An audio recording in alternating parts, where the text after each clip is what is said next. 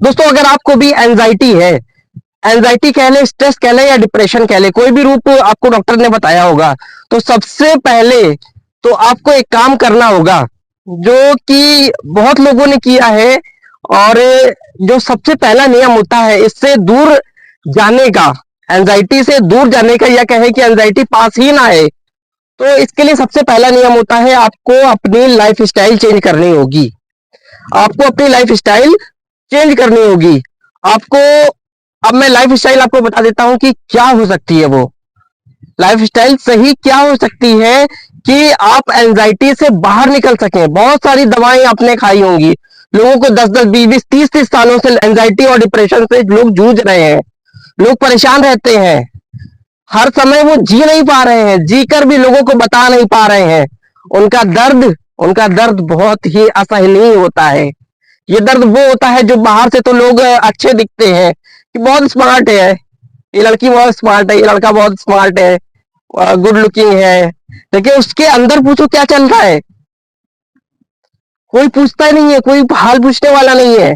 तो कुछ सलाह तो मैं देना चाहूंगा कि अगर आपका कोई डियर वन है तो आप उससे अपनी बात रखें, अपने मन की भड़ास जो है उसको निकालें।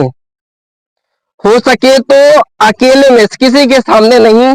पुरुष वगैरह होते हैं कि रोते नहीं है, तो रोने की आदत डालिए। अगर आपको किसी भी चीज का दर्द हुआ है, दुख हुआ है, तो रो कर हल्का हल्का करिए। आप किसी अपने से, आपको जिस पर थोड़ा लगता है कि नहीं ये मेरी बात सुन सकता है, बहुत लोग मोटिवेट करने लगते हैं, मोटिवेट करने वाला नहीं चाहिए कि आपको समझाने लगे यार तू कैसा है यार, ऐसा नहीं चलेगा। आपको वो सुनने वाला हो, आपको समझने वाला हो, आपको आपका दर्द जो आपको समझ सके, उसको आपको बताना होगा। और लाइफ स्टाइल की बात रही तो सबसे पहले तो आपको सुबह उठना जल्दी पड़ेगा, आपको वॉक करनी पड़ेगी डेली बेसिस पे, कंसिस्टेंसी चाहिए। बिना कंसिस्टेंसी के कुछ होगा नहीं। आप दवाई खाते रहिए, दवाई तो आप खा ही रहे हैं, डॉक्टर तो इसीलिए बैठे हुए हैं। डॉक्टर को क्या, 4 पेन चलाएंगे, 2 मिनट में एक पेशेंट देख लेंगे और उनका तो धंधा चल रहा है मस्त। तो अगर आपको आपको निर्णय लेना होगा कि आपको बाहर आना है कि नहीं एंजाइटी से, तो उसके लिए क्या करना होगा, आपको लाइफ स्टाइल चेंज करनी होगी। सुबह उठिए, वॉक करिए, पसीना बहाइए, तेज चलिए। वॉक भी धीमे नहीं करनी है कि सुस्त चल रहे हैं, चलना है, ऐसा नहीं करना है। पूरी ताकत से झोंक दीजिए अपने आप को, पसीना जब तक ना आ जाए।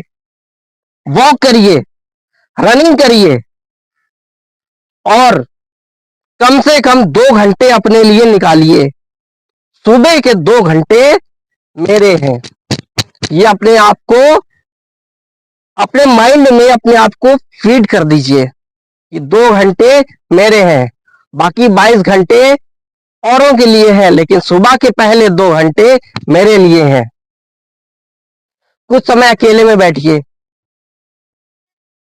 कुछ समय अकेले में बैठिए, देखिए क्या चल रहा है, अपने आसपास का माहौल देखिए, अपने आसपास की चीजों को देखिए, अवेयर होकर देखिए, पूरी तरह से आप अवेयर हो कि ये चीज क्या है, ये चीज कैसी है, कैसी बनी है, इसकी बनावट कैसी है। और अगर मैं योग की बात करूं तो योग में आप केवल और केवल 3 चीजें कर लीजिए, केवल और केवल 3 चीजें कर लीजिए। पहली होती है डीप ब्रीथ, डीप ब्रीथिंग करिए, सांसों को लंबा लीजिए। आपने देखा होगा जब सांस छोटी होती है तो आदमी जब रोता है तो सांस जल्दी जल्दी लेता है, लेकिन वही जब वो पूरी तरह से आराम कर रहा होता है, जब वो सो रहा होता है, जब वो आनंद में होता है, जब वो खुशी में होता है, तो वो सांस लंबी लेता है। सीधा सा नियम है, सांस छोटी तो आप दुख में हैं, और सांस लंबी तो आप आनंद में हैं। तो पहली चीज तो डीप ब्रीथ करिए, कम से कम 10 मिनट। स्टार्टिंग में 5 से 10 मिनट करिए, डीप ब्रीथ करिए, सांसों को गहरा लीजिए, इनहेल एक्सहेल, इनहेल एक्सहेल, लंबा और गहरा। सांस जो है पेट से आनी चाहिए, सांस जो है पेट से आनी चाहिए, सांसों पर ध्यान दीजिए। दूसरा, भ्रामरी प्राणायाम, यूट्यूब पे आपको बहुत सारे मिल जाएंगे कैसे करते हैं, ये भी मैं आगे बना दूंगा, लेकिन उसको तरीका मैंने नहीं रखता। आपको जो भ्रामरी प्राणायाम है उसका एक ही सूत्र है कि आपको भौरे की गुंजन, जिसका जैसा कि इसका नाम ही है, भौरे की गुंजन अपने जो कंठ है इससे निकालना होता है।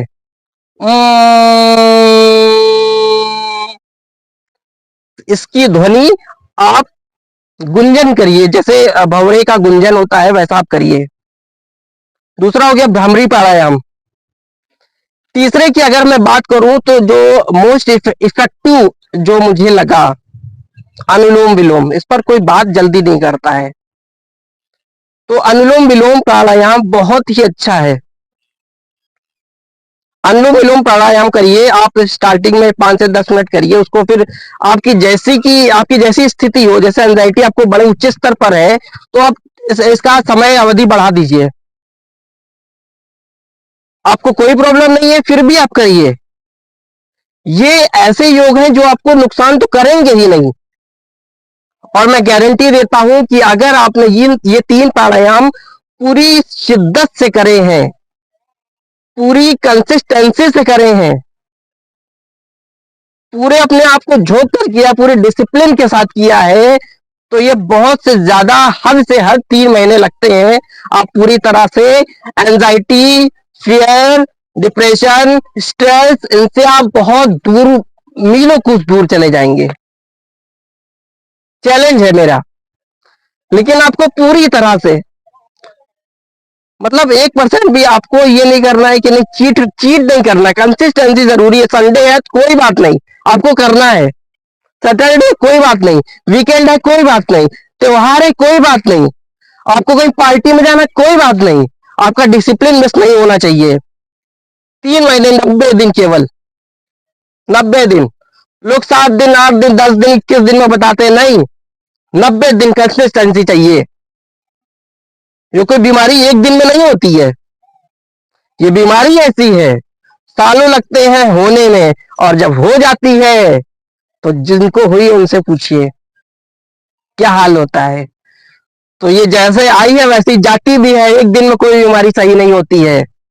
लेकिन हाँ, अगर आपने उस ओर कदम बढ़ा दिया है तो पहले दिन से ही आपको लाभ मिलेगा, आपका दिन अच्छा जाएगा, आप कूल रहेंगे, आपको जीवन जीने में आनंद आएगा, आप खुश रहेंगे, बिना बात के खुश रहेंगे, आपको गुस्सा नहीं आएगा, आप झगड़ा नहीं करेंगे, आप हमेशा खुश रहेंगे और एक ही बात बोलेंगे, I am enjoying every moment of my life, I am enjoying every moment of my life, I am enjoying every moment of my life.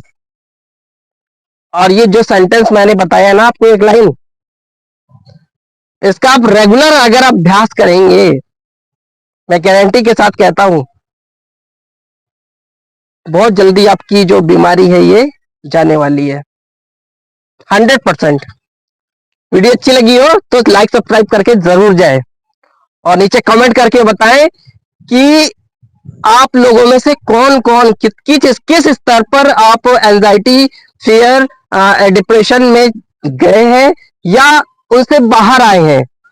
क्योंकि कई सारे लोग हैं जो बीमारी को बताते नहीं है, अंदर अंदर घुटा करते हैं, अंदर अंदर, क्योंकि बीमारी ऐसी है, किसी को बताते लोग मजाक उड़ाते हैं, अरे ये है तुम्हें